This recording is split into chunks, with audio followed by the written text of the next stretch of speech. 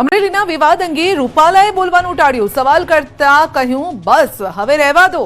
શતાબ્દી મહોત્સવમાં હાજરી આપી હતી અને રાજકોટના પ્રેમગઢમાં હતો શતાબ્દી મહોત્સવ. પ્રેમગઢ ગામને 100 વર્ષ પૂર્ણ થતા શતાબ્દી મહોત્સવમાં તેઓએ હાજરી આપી હતી. ઉપવાસીઓની સાથે રામ રામ કરવા માટેનો અવસર આપ્યો. બધાનો આભાર. જય સૂર્યદેવ. હવે બસ હવે રહેવા દો. એ એટલા હાટું ના મને ખબર.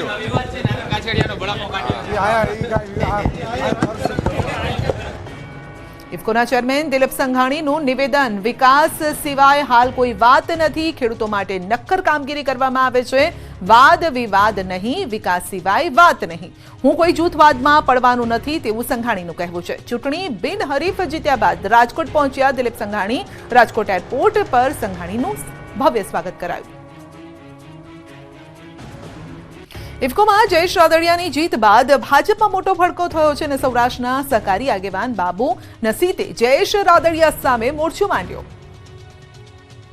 ઇફકોની ચૂંટણી બાદ સહકારી ક્ષેત્રમાં ભાજપનો આંતરિક વિવાદ સપાટીએ આવ્યો છે. રાજકોટના જ એક સહકારી આગેવાન હવે આ મામલે જંગે ઉતર્યા છે.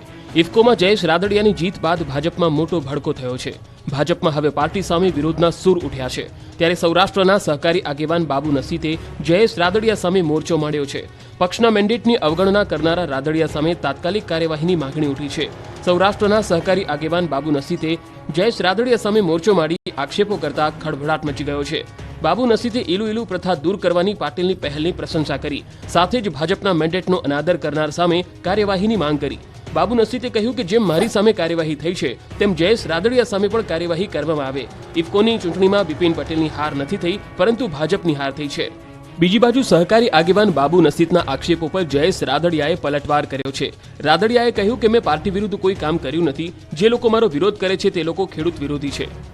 મેં પાર્ટી માટે લોકસભા ચૂંટણીમાં કામ કર્યું છે. રાદડિયાએ વધુમાં કહ્યું કે આજ દિન સુધી મેન્ડેટની જાણ મને નથી. મેં મેન્ડેટના નિર્ણય પહેલા ફોર્મ ભર્યું હતું. સમગ્ર બોર્ડના નિર્ણયને લઈ ફોર્મ ભર્યું હતું. એ બિપિનભાઈની હાર નથી, એ ભારતીય જનતા પાર્ટીની હાર છે એવું હું માનું છું. આપણી માનની હાર થાય ત્યારે કોઈ મૂંગું ન બેસી શકે. અને ત્યારે હું એવું માનું છું, પાટીલ સાહેબને પણ કહેવા માનું છું કે 113 જીતેલા ઉમેદવારને મળ્યા છે. તો એ જીતેલા ઉમેદવાર જે 113 લોકો છે આઈડેન્ટિફાય થાય. એમની સામે મારી ઉપર જેવા પગલાં લેવામાં આવ્યા હતા એવા જ પગલાં લઈએ. હું આજે ઇફકોમાં જીતીને આવ્યો. હું ભારતીય જનતા પાર્ટીનો કાર્યકર્તા છું. સામેવાળો કોંગ્રેસનો કોઈ જીતો હોય તો સ્વાભાવિક રીતે કહી શકીએ કે કોઈ કોંગ્રેસને આપણે મદદ કરી હોય. હું પણ ભારતીય જનતા પાર્ટીનો ધારાસભ્ય છું અને કાર્યકર્તા છું. એટલે ઇફકોની અંદર પણ ભાજપની જીત થઈ છે. સૌરાષ્ટ્ર બાદ હવે મધ્ય ગુજરાતના એપી સેન્ટર વડોદરામાં ભાજપનો વિખવાદ સપાટી પર આવ્યો. 2 દિવસથી સૌરાષ્ટ્રમાં ભાજપનો આંતરિક ઉભરો સામે આવી રહ્યો છે. ત્યારે હવે આ વિવાદ મધ્ય ગુજરાત સુધી પહોંચી ગયો છે. મધ્ય ગુજરાતના એપી સેન્ટર વડોદરામાં ભાજપમાં ભડકો થયો. મતદાન પૂર્ણ થતાં જ ભાજપનો આંતરિક વિવાદ સામે આવ્યો છે. વડોદરાના ભાજપની વોર્ડ કક્ષાની જૂથબંધી સપાટી પર આવી.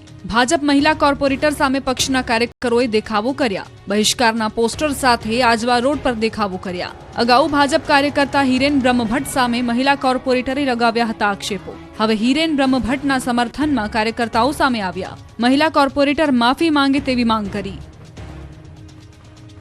ગુજરાતમાં મતદાને 5 દિવસ બાદ સુરતના કોંગ્રેસના ઉમેદવાર નિલેશ કુંભાણીનો હાઈ વોલ્ટેજ ડ્રામા. કહ્યું કે મેં કોંગ્રેસ સાથે 2017નો બદલો લીધો. ગુજરાતમાં મતદાન પૂર્ણ થયા બાદ અચાનક જ સુરત કોંગ્રેસના ઉમેદવાર નિલેશ કુંભાણી પ્રગટ થયા. મીડિયા સમક્ષ આવી હાઈ વોલ્ટેજ ડ્રામા કર્યો. સુરત લોકસભા ચૂંટણીમાં હાઈ વોલ્ટેજ ડ્રામા સર્જનાર કોંગ્રેસના ઉમેદવાર નિલેશ કુંભાણી છેલ્લા 22 દિવસથી ગુમ હતા. ત્યારે મીડિયા સમક્ષ હાજર થયા અને તેમણે કોંગ્રેસ પર આક્ષેપ કરતા કહ્યું કે મેં નહીં, કોંગ્રેસે મારી સાથે ગદ્દારી કરી છે. જો કે વધુમાં તેમણે કહ્યું કે મારે ભાજપ સાથે કંઈ લેવા દેવા નથી. નિલેશ કુંભાણીએ કોંગ્રેસ પર સણસણતા આક્ષેપ કરતા કહ્યું કે કોઈ માયનો લાલ પેદા નથી થયો જે મને મારી શકે. કોંગ્રેસના સુરતના 5 નેતાઓના કારણે મેં આ કર્યું છે. મારા ઠેકેદારો કોંગ્રેસના કાર્યકર્તાઓ છે. હું અને મારા ઠેકેદારો એક સાથે છીએ. કોંગ્રેસે વિરોધ કરવાનું શરૂ કર્યું એટલે કોંગ્રેસના નેતાઓએ 2017માં મારી સાથે બદલો લીધો. એટલે મેં આ પરિવાર સાથે બદલો લીધો છે. મારા ઠેકેદારો અને કાર્યકર્તાઓએ બદલો લીધો અને હું પણ તેમાં સાથે છું. તો મારા નિવેદનથી કોંગ્રેસને કોઈ નુકસાન ન થાય એટલા માટે હું ચૂપ હતો તેવો દાવો કર્યો. પરેશ ધાનાણી શક્તિસિંહ ગોહિલની મર્યાદા નડતી હતી એટલા માટે નિવેદન આપવા ચૂંટણી પતે પછી મારે હાજર થવું હતું. ચૂંટણી પૂર્ણ થતા નેતાઓ હળવા ફૂલ થયા. વિજાપુરના ભાજપના ઉમેદવાર CJ ચાવડાએ ગાયું ભજન. તાજેતરમાં જ લોકસભાની ચૂંટણી અને પેટા ચૂંટણી માટેનું મતદાન યોજાયું હતું ત્યારે પેટા ચૂંટણીમાં વિજાપુર બેઠકના ભાજપ ઉમેદવાર ચૂંટણી બાદ હળવા મૂડમાં જોવા મળી રહ્યા છે. CJ ચાવડાનો અલગ અંદાજ સોશિયલ મીડિયામાં વાયરલ થઈ રહ્યો છે. ચૂંટણી બાદ જાણે હળવાશ અનુભવતા હોય તેમ પામોલ ગામે તેઓ ભજન કીર્તન કરતા જોવા મળ્યા હતા. અલગ અંદાજમાં જોવા મળેલા CJ ચાવડાનો એક વિડીયો વાયરલ થઈ રહ્યો છે. ઉલ્લેખનીય છે કે પામોલ ગામે આયોજિત ધાર્મિક પ્રસંગમાં હાજરી આપી તેમણે ભજનનો લાભ લીધો હતો. ધોરણ 10નું 82.56% પરિણામ જાહેર થયું. 30 વર્ષનું રેકોર્ડ બ્રેક પરિણામ છે અને ગરીબ ઘરની વિદ્યાર્થીનીઓએ માર્યો ડંકો. ગુજરાત માધ્યમિક અને ઉચ્ચતર માધ્યમિક શિક્ષણ બોર્ડ દ્વારા ગત માર્ચ માસમાં યોજાયેલી ધોરણ 10ની પરીક્ષાનું પરિણામ જાહેર કરવામાં આવ્યું. આ વર્ષે 82.56% રિઝલ્ટ આવ્યું છે, જ્યારે ગત વર્ષ 2023 કરતાં 17.94% પરિણામ વધ્યું છે. આ વર્ષે 30 વર્ષનું રેકોર્ડ બ્રેક રિઝલ્ટ આવ્યું. આ વર્ષે છોકરાઓ કરતાં છોકરીઓએ બાજી મારી છે. 2023 કરતાં આ વર્ષે 17.94% વધુ પરિણામ આવ્યું છે. સૌથી વધુ ગાંધીનગર જિલ્લાનું 87.22% પરિણામ આવ્યું. સૌથી ઓછું પરિણામ 74.57% પોરબંદર જિલ્લાનું આવ્યું છે.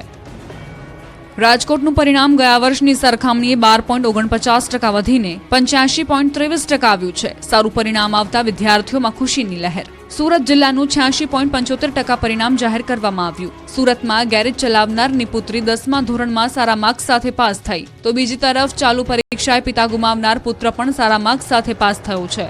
ધોરણ 10ના પરિણામમાં અમદાવાદની રિયા શાહ વિદ્યાર્થીઓ માટે પ્રેરણાદાયક બની. રિયાના માતા પિતા મૂકબધિર છે, સાંભળી કે બોલી શકતા નથી, છતાં સંઘર્ષના વાતાવરણમાં રિયાએ ધોરણ 10ની પરીક્ષામાં 93% મેળવ્યા. તો અમદાવાદમાં એક સામાન્ય પરિવારના દીકરા નિત્ય પવારે ધોરણ 10માં 94% મેળવ્યા છે. પિતા કમ્પ્યુટર ઓપરેટર છે. સામાન્ય પરિવારની એક દીકરી ધ્વની બારિયાએ 94% પરિણામ મેળવી પરિવારનું નામ રોશન કર્યું છે. આ બાજુ વડોદરા જિલ્લાનું 77.20% પરિણામ આવ્યું. વડોદરામાં પાણીપુરીની લારી ચલાવનારની પુત્રીએ ધોરણ 10ના પરિણામમાં ડંકો વગાડ્યો. નારાયણ સ્કૂલમાં અભ્યાસ કરતી પૂનમ કુશવાહાએ ધોરણ 10ની પરીક્ષામાં 96% સાથે 99.72% મેળવ્યા છે. અમદાવાદની રાજસ્થાન સ્કૂલની મનમાની સામે આવી. અમદાવાદની કેટલીક ખાનગી સ્કૂલો દિવસેને દિવસે દાદાગીરી કરવા લાગી છે. ગરીબ બાળકો સાથે ભેદભાવની અનેક ફરિયાદો ઉઠી રહી છે ત્યારે હવે અમદાવાદની રાજસ્થાન સ્કૂલ વિવાદમાં આવી છે. રાજસ્થાન સ્કૂલમાં બાળકોને પ્રવેશ મુદ્દે બવાલ થઈ છે. શાહીબાગમાં આવેલી રાજસ્થાન શાળાએ સ્કૂલમાં બાળકોને પ્રવેશ ન આપતા વિવાદ થયો છે. શાળામાં મોટી સંખ્યામાં વાલીઓએ હોબાળો કર્યો. શાળા ખાતે મોટી સંખ્યામાં વાલીઓ પહોંચ્યા હતા અને ધોરણ 8 બાદ ધોરણ 9માં પ્રવેશ ન આપતા વાલીઓ રોષે ભરાયા. વાલીઓએ ડીઈઓના આદેશના પણ અનાદર કર્યાનો આરોપ લગાવ્યો. ભરૂચમાં સુરક્ષાને લગતી માહિતી મોકલવાનો આ મામલો છે અને CID ક્રાઇમે જાસૂસ પ્રવીણ મિશ્રાને સાથે રાખી તપાસ હાથ ધરી. અંકલેશ્વર સ્થિત તેના ભાડાના મકાનમાં તપાસ કરી દેશની ગુપ્ત માહિતી પાકિસ્તાનને પહોંચાડતો હોવાનું આવ્યું હતું બહાર. મોરબીના યુવાનોએ પેલેસ્ટાઇનના ધ્વજ લગાવવાના મામલે એસઓજીને મહત્વની સફળતા મળી છે. યુવકો મોરબીના હોવાનું એસઓજી ટીમની તપાસમાં ખુલ્યું છે. એક સગીર અને 2 યુવકોની પોલીસે પૂછપરછ પણ શરૂ કરી. અન્ય એક સગીરની પણ પૂછપરછ હાથ ધરાઈ.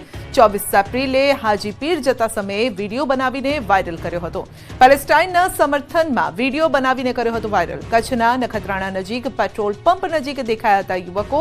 પેલેસ્ટાઇનના ધ્વજ સાથે બાઇક પર વિડીયો બનાવ્યો હતો. અમદાવાદમાં ચાલુ મેચમાં ધોનીએ પગે લાગીને ભેટનાર યુવક ભાવનગરનો.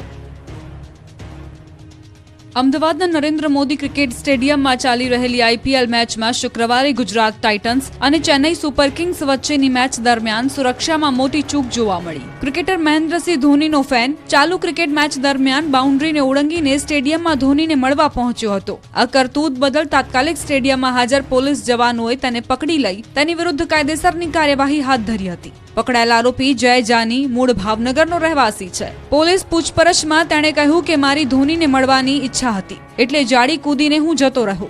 મારો કોઈ બીજો ઈરાદો ન હતો. ત્યારે હાલ તો તેની ધરપકડ કરી વધુ તપાસ હાથ ધરાઈ છે. આ પ્રકારની ઘટનામાં કોઈ ગંભીર ઘટના ન બને તેની જવાબદારી કોની એવા પ્રશ્નો ઊભા થયા છે. સુરતમાં વ્યાજખોરોએ ફરી માથું ઉંચક્યું, પોલીસે કરી લાલાંક. સુરતમાં ફરી એકવાર વ્યાજખોરોનો ત્રાસ વધી રહ્યો છે. વ્યાજના વિષચક્રમાં પરિવારો ફસાઈ રહ્યા છે, ત્યારે સુરત પોલીસે વ્યાજખોરો સામે લાલાંક કરી છે. સુરતની કાપોદ્રા પોલીસે 5 વ્યાજખોરો સામે પગલાં લીધા છે અને 5 વ્યાજખોરોની ધરપકડ કરી છે. વ્યાજખોરો પાસેથી ડાયરી, મોબાઈલ અને રોકડા મળી આવ્યા છે. તપાસમાં સામે આવ્યું છે કે વ્યાજખોરો વ્યાજે આપેલા રૂપિયા લેવા લોકોને દબાણ કરતા હતા અને ફોન કરી વારંવાર ધમકી આપતા હતા. આ અંગેની ફરિયાદો મળતા પોલીસે વ્યાજના વરુઓને પકડી જેલ હવાલે કર્યા છે. અમરેલીના લીલિયામાં ગુંડાઓ બન્યા બેફામ, ધોળા દિવસે થઈ લૂંટ.